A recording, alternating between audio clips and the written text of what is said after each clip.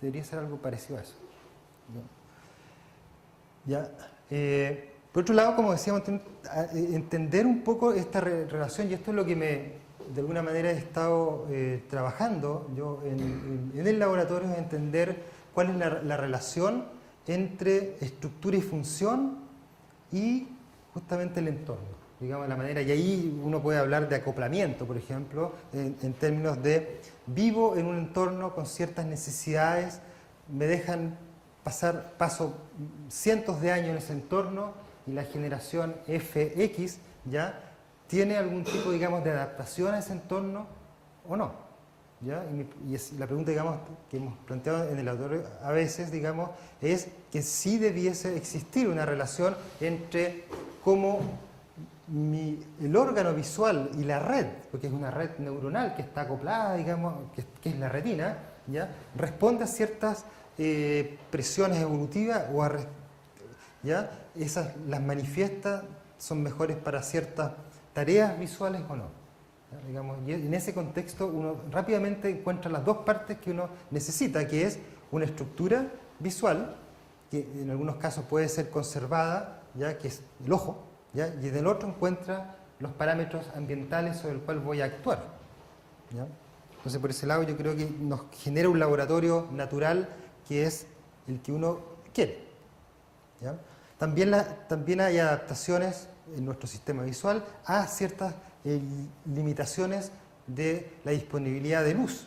¿Ya? Hay ciertos animales, por ejemplo, que son diurnos, otros son nocturnos, y aquí vale la pena, digamos, volver un poco atrás en lo que yo decía, que el sistema humano es relativamente empobrecido en comparación al resto de los animales que viven en plena luz, como son reptiles y aves, por ejemplo, y algunos peces, es que los mamíferos sobre los cuales uno viene, ¿ya? Toda la rama de mamíferos, parte con dos hechos. Uno, que se adaptan muy bien a la oscuridad, digamos, aprovechan un nicho que está completamente abandonado, que es la nocturnalidad. Vivir durante la noche fue la gran, digamos, arma evolutiva de los mamíferos.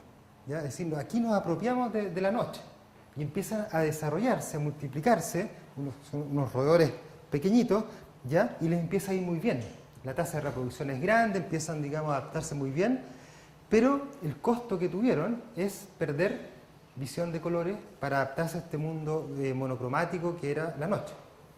Y poco a poco, ya algunos de ellos fueron justamente pasando al mundo más cromático, y ahí se puede pensar que el humano es el caso, y hace un cierto, digamos, 40 millones de años, cuando hubo una rama de monos, digamos, que se quedó, aquí no se ve, pero se quedó del lado del Nuevo Mundo, ¿ya? Y ellos en general fueron dicrómatas, muy parecidos a los roedores ratas, ¿ya? Etcétera, ¿ya? Pero otra rama que está en el viejo mundo pasó a ser tricrómata. Y las razones, digamos, de cómo lo hicieron es justamente ahora existe una gran variabilidad de alelos en la región justamente verdes y rojos, en la cual se piensa ahí que de alguna manera hay una gran presión, se supone, evolutiva de diverger, o sea, hacer que los pigmentos visuales sean lo más lejano posible, ¿ya? En términos de independencia, y ahí estamos generando todos nosotros, digamos, muchas maneras, digamos, de codificar estas proteínas para generar alelos que son diferentes. Es decir, todos nosotros tenemos cierta variabilidad en el rango verde-azul que no es en general propia. Y ahí voy a mostrar también algunos ejemplos. Tenemos por un lado estas radiaciones, ¿ya? Desde los dinosaurios por un lado, reptiles, tenemos los mamíferos por allá, que fueron generando sus propios sistemas, su propia configuración sensorial para interactuar con el mundo. ¿Sí?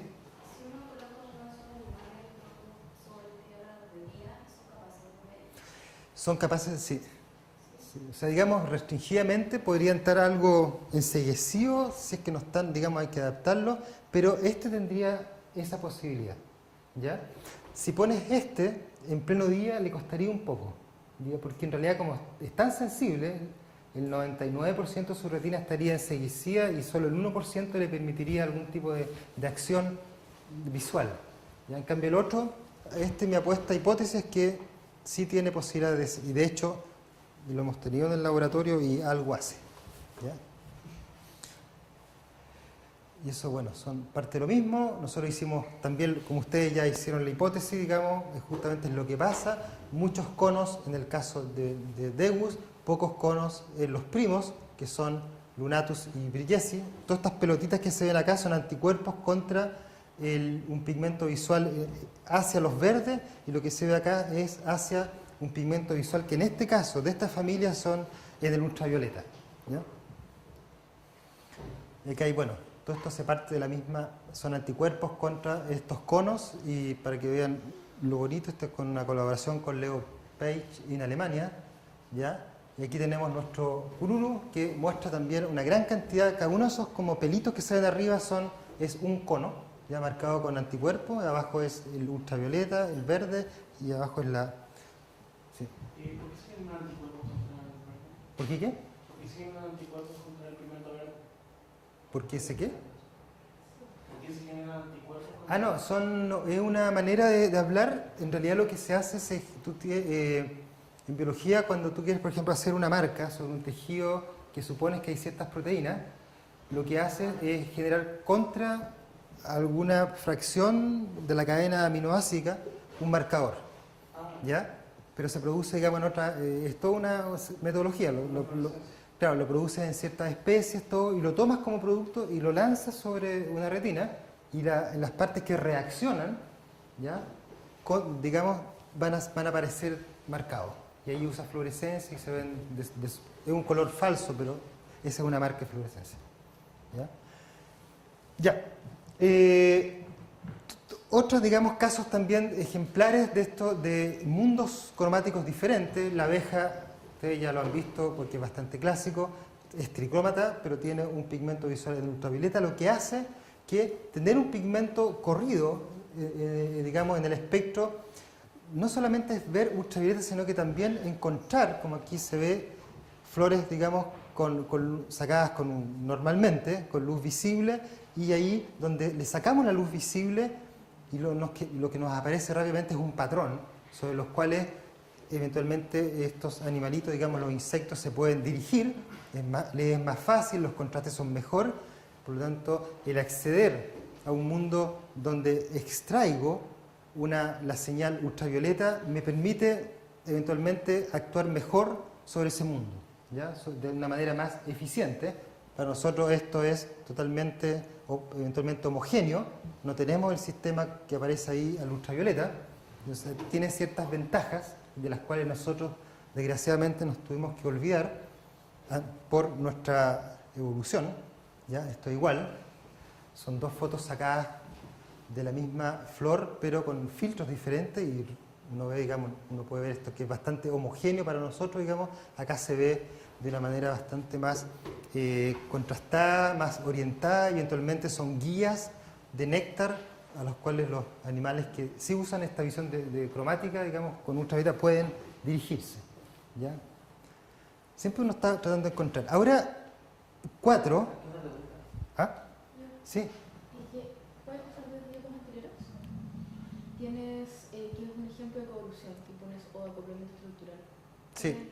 ¿Por qué lo pones como ¿Arriba? Sí.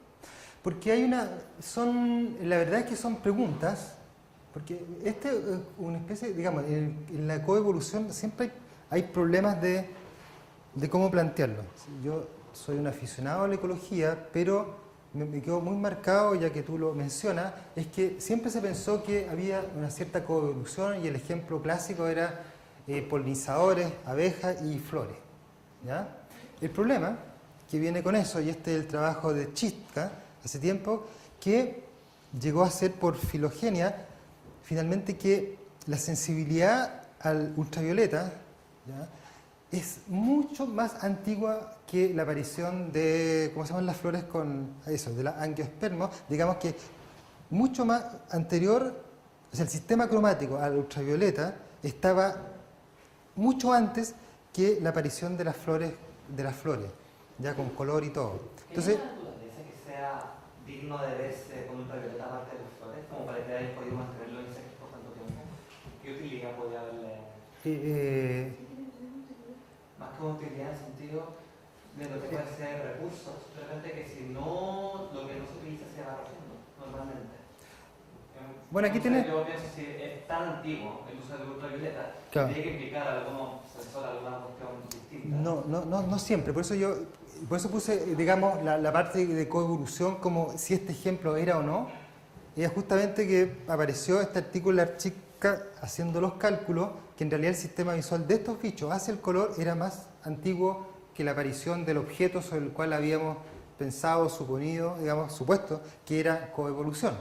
Entonces era un mal ejemplo, pero todavía está escrito en muchos libros que esto es el mejor ejemplo o un buen ejemplo de coevolución, siendo que están totalmente desincronizados por muchos millones de años o miles de años. Pero hay un ¿Ya? ejemplo de coevolución entre la aparición del pigmento rojo en primates y la aparición del fruto. Eso está puede Sí. estar más cercano. ¿Ya? Bueno, Ahora, seguramente lo que también hay que pensar que estos ejemplos uno se basa, y esto también la chica lo hace, en una proteína. O sea, uno siempre toma, cuando quiere hacer coevolución, tiene que tomar un rasgo, ojalá genético en algunos casos, digamos, sobre el cual sacarle el tiempo. Entonces uno toma una proteína de todo el genoma y dice, vamos a interesarnos en una proteína sobre la cual queremos hacer, poner, digamos, un parámetro sobre el cual vamos a ver si esa proteína, digamos, sigue ciertas limitaciones, por ejemplo, en cuanto, digamos, a lo que el entorno le propone. Entonces, hay un problema, porque en realidad para ciertas proteínas, si uno toma como dice, ciertas proteínas puede haber coevolución y para otras no. Entonces depende cuál es el parámetro que se elige para establecer que evolucionó en tiempos contiguos, ¿no? Entonces, para tu pregunta, ¿para qué le sirve el ultravioleta, digamos, muchos millones de años atrás? No sé. Puede ser que simplemente, tú sabes que estas soluciones de proteínas pueden aparecer ciertas proteínas que empiezan a funcionar ya antes que alguna función real. Es solamente un sensor que capta, por ejemplo, en estos casos uno puede pensar que en esta radiación ultravioleta es luz muy polarizada, sirve para orientación. Si tú pones un medidor de polarización, de cómo está orientado el rayo, la radiación electromagnética ultravioleta, el ultravioleta es la más polarizada de todas. ¿Ya? O sea, tú si pudieras ver ultravioleta y tuvieras un sensor que está bien ordenadito, tú te podrías guiar por el ultravioleta. Y podrías, digamos, en función del sol, el cenit podrías seguir norte-sur de una manera muy automática. Se piensa que es el caso para algunas peces y para algunas aves. Entonces podría tener un rol más de ese tipo. No tanto, digamos, visión de colores, pero sí de orientación en ese ámbito, digamos, espectral. Aquí son también ejemplos de animales, digamos, que uno tiene que a veces dar prueba de que la tetracromacidad, por ejemplo, es algo real. ¿Ah? Aquí son un ejemplo de un pez, de un danio, parecido al pez cebra, que tiene 4 pigmentos, ¿ya? Uno en el ultravioleta, azul, verde y hacia los rojos. Y esto le genera, digamos, una diversidad potencial para la tetracromacidad. ¿Ya? Cada uno de esos pigmentos visuales, habíamos algo hablado, tiene que ver con una proteína, que las proteínas son cadenas de aminoácidos, ¿ya? Las cuales, digamos, conjugado con, aquí se ve algo en rojito, que es este retinal, que hace que esta proteína con este cromóforo sea un pigmento visual activo, es decir, que sea capaz de absorber fotones. Y aquí hay un evento que es evolutivamente, o durante la historia natural, que es totalmente un misterio, ¿ya? En el sentido que si toman la proteína y hacen absorción, digamos, donde absorbe una proteína, casi los que han trabajado, digamos, en la parte como más química, saben que las proteínas absorben en general en 280 nanómetros. 200, muy en el ultravioleta. Si toman el cromóforo, ya este derivado de la vitamina A, y hacen también un espectro de absorción de ese cromóforo, es en 350, 360 nanómetros, bajo lo que nosotros llamamos visible. Pero gracias, ¿ya?, a un enlace que se genera entre la proteína visual en una lisina, 297 si recuerdo, con este cromóforo, generan un nuevo compuesto que extiende ya nuestra capacidad de captar fotones en un rango que es lo que llamamos visible. Es decir, digamos, ¿y esto por qué funcionó? ¿Por qué existe? Yo creo que nadie sabe. O sea, es de las cosas que por azar ya la alimentación generó un producto tal que al juntarse con una proteína, ¡pum!, genera un sensor que tiene propiedades espectrales. Aquí está lambda, y esto es una propiedad de absorción, donde aquí hay un máximo. Cuando hablamos que tenemos conos para rojo, verde, azul, lo que quiere decir tenemos una banda de absorción hacia el rojo, hacia el verde y hacia el azul, ¿ya? Y esto genera ya una diversidad estructural que nos permite visión de colores. Absorción en diferentes rangos espectrales por sensores, cada uno de estos, diferenciales que pueden comparar la señal que viene de cada uno de ellos, ¿ya? Y hoy día se han clonado muchas proteínas visuales, tenemos de muchos tipos, ya, dar un ejemplo nomás de un árbol, digamos, de diferentes proteínas que están ya clonadas en muchos animales, y en general tenemos, como decíamos, toda una región de ultravioleta bien presente en muchos animales, ¿ya? Esto es para el humano, ya lo habíamos visto, y este sería un espacio cromático para un sistema tricrómata, donde podemos en 2D podemos representar más o menos, digamos, cuáles serían los ejes del croma, siguiendo lo más externo son los colores puros, entre 700 acá y 430, o 3 acá, ¿ya? Con un blanco. El blanco es una suerte de equilibrio entre, en el caso humano, entre las señales provenientes de estos sensores al azul, hacia el verde y hacia el rojo, la síntesis, cuando los tres se estimulan de manera simultánea, tenemos este equilibrio que llamamos blanco. Blanco no es otra cosa que un conjunto, digamos, de activación de manera equilibrada, ¿ya? Para un sistema de 4 ya empieza un problema más interesante, es que no cabe en un sistema convencional, sino que hay que empezar ya a ver un volumen que tenga 4 ejes, y sobre los cuales, esto es un tetraedro, sobre los cuales se generan posibilidades cromáticas que son bastante diferentes al humano. Hay ejes, por ejemplo, que no existen en el humano, hay posibilidades de nuevos colores, y en eso es algo que está todavía siendo, es una posibilidad de estudio, digamos. ¿Cuáles son estos nuevos colores que no existen o no son posibles a través del sistema humano? ¿Ya? Cuando fallan los genes, hay problemas, como por ejemplo Dalton, no sé si recuerdan, ¿ya? Dalton él mismo describió su enfermedad, que es el daltonismo, su enfermedad de alguna manera más diferente, digamos, de ver, percibir colores, ¿ya? Y él mismo fue frente a la Academia Inglesa, ¿ya?, a describir su caso, ¿ya? Y él, así muy digamos, precavido, donó sus ojos, ¿ya?, a la ciencia, diciendo que algún día, si existiese la posibilidad, por favor, secuencien, ¿ya?, cosas así. Y eso pasó, ¿ya? Esto lo dejó un legado en 1840, dejó parte de sus ojos, y en el 1995, justamente en ese artículo de Science, describen que exactamente Dalton era una persona dicrómata, que le faltaba uno de los genes, ¿ya? O sea, digamos, fue bastante precavido en cuanto a que si no se podía hacer en la época, algún día se podría hacer. Y esto es pelo, aquí no entiendo lo que es, pero parece que es el ojo, ¿ah?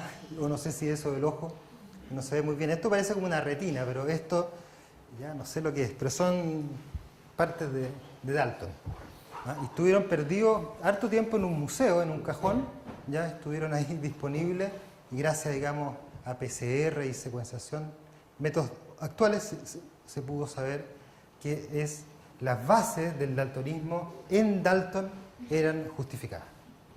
¿ya?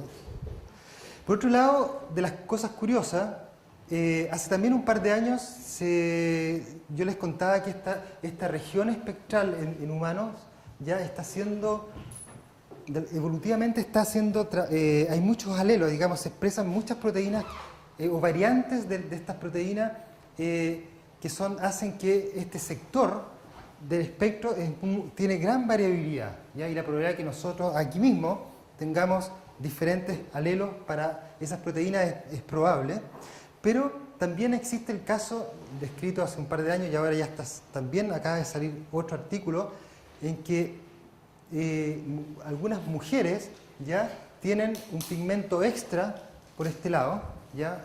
Y en ese caso pasarían a ser, igual que las aves, ¿ya?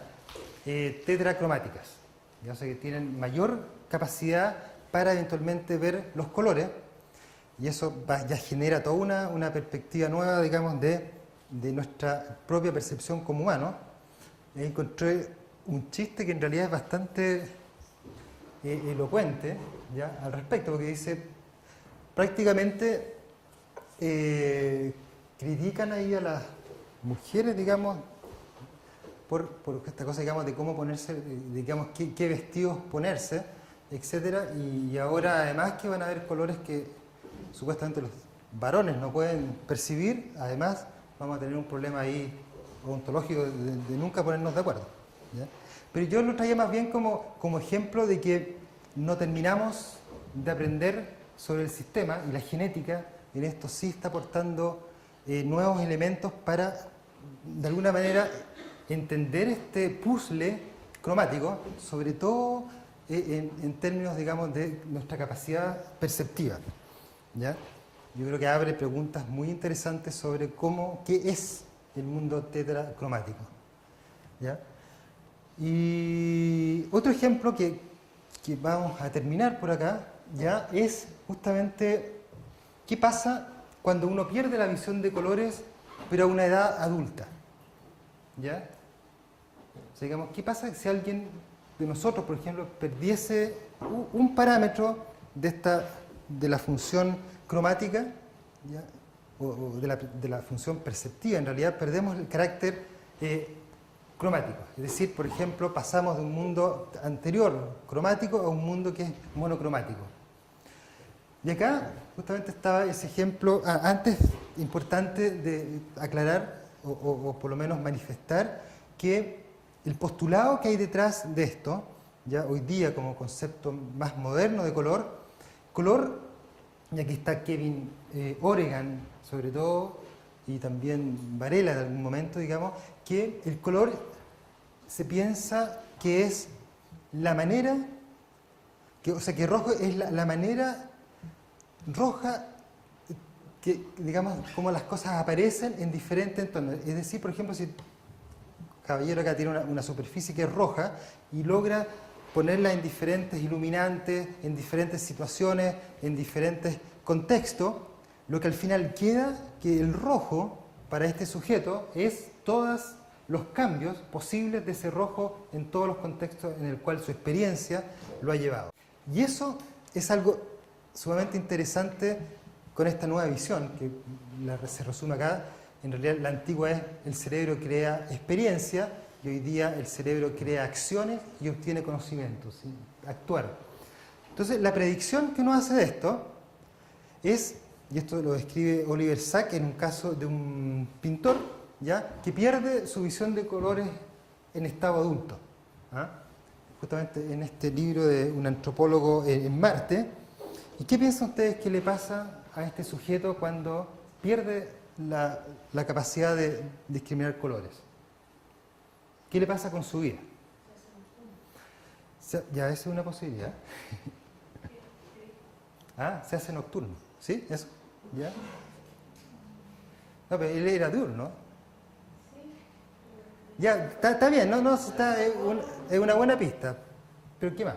O sea, ¿qué le pasa con su vida diaria? ¿Por eso pierde la capacidad de colores que ha sido? No. Está totalmente, imagínense que tiene usted una televisión en blanco y negro, ¿ya? Y todo ahora pasa a ser blanco y negro en esta pieza. ¿Qué les pasa a ustedes? cambia su, pero en saca una dimensión, Claro, queda monocromático. queda monocromático, eso sí. Pero ya, lo que él describe muy bien en este libro es que este personaje se empieza a trastornar porque todo, digamos, los alimentos, él dice que, por ejemplo, alimentarse con algo que es totalmente en blanco y negro pasa a ser emocionalmente, el peso emocional es muy alto, pasa a ser desagradable, dice que incluso asqueroso, ¿ya? Y empieza digamos, a manifestar emocionalmente ciertos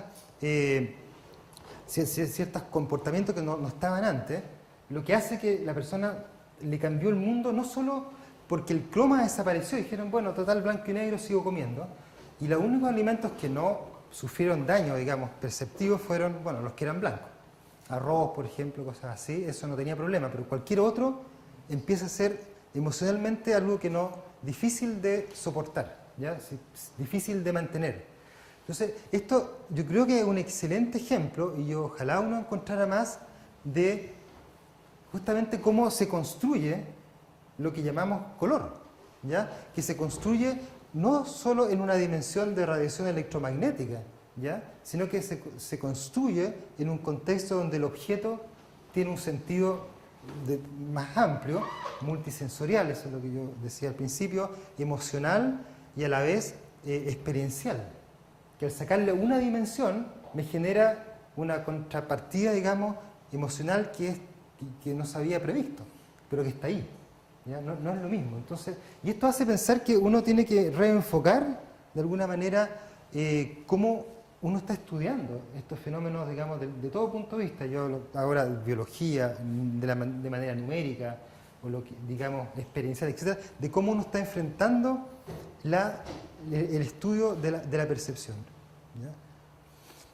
Y creo que por ahí es para terminar esto, también con una frase de Pancho Varela, que decía que durante la historia natural los animales han desarrollado una danza a través de un juego evolutivo, y que para esta danza las superficies, el color, como los aspectos ecológicos de los objetos han jugado un papel fundamental, produciendo diferentes maneras de colorear la naturaleza. Y ese punto de colorear es, uno pinta la naturaleza. Y a veces puede ser muy vago, ¿eh? Pero eso es lo que uno está haciendo, tomando a través del sistema visual que tenemos, nuestras limitaciones, nosotros le ponemos color, vamos a ir a pintarla, ¿ya? De una manera que nos haga sentido, ¿ya? Yo creo que ese era como el mensaje, y bueno, algunos agradecimientos ahí entre gente y empresas, no empresas, instituciones más bien, que algunas financian, otras auspician, y algunos colaboradores. Dime. Por favor, ¿podrías repetir esa parte que decías o que afirmabas o que intentaba responder? ¿Qué sucede cuando una persona ya de edad, ¿no?, que ha vivido el mundo como nosotros lo vivimos, pierde la visión? ¿Podrías quizá explicarnos con algún ejemplo más? Hay otro caso más bien de que alguien que recupera la visión con la edad. Por ejemplo, hay otro caso que también describe Oliver Sacks, ¿ya?, que es pertinente acá, es que alguien con una ceguera, por ejemplo, congénita de catarata, es operada a la edad adulta. ¿Ya? Ahí no ocurre un milagro, ¿ya?, como en la Biblia, ya que los ciegos se recuperan y salen corriendo. El problema es que aquí no funciona, ¿ya? En el ámbito más biológico, la persona esta que recupera imagínate que pasa de un estado que todo era tacto, olor, y cuenta así su gato, digamos, la persona está, digamos, discriminaba muy bien su entorno por tacto, y de un día para otro recibe una catarata o relámpagos, que son la radiación electromagnética, ¿ya?, que no son objetos. Cuando tú por primera vez recibes luz, digamos, en el espectro que hablábamos, no hay objeto, no hay estructura, es totalmente flujo, ¿ya?, de radiación electromagnética sin sentido.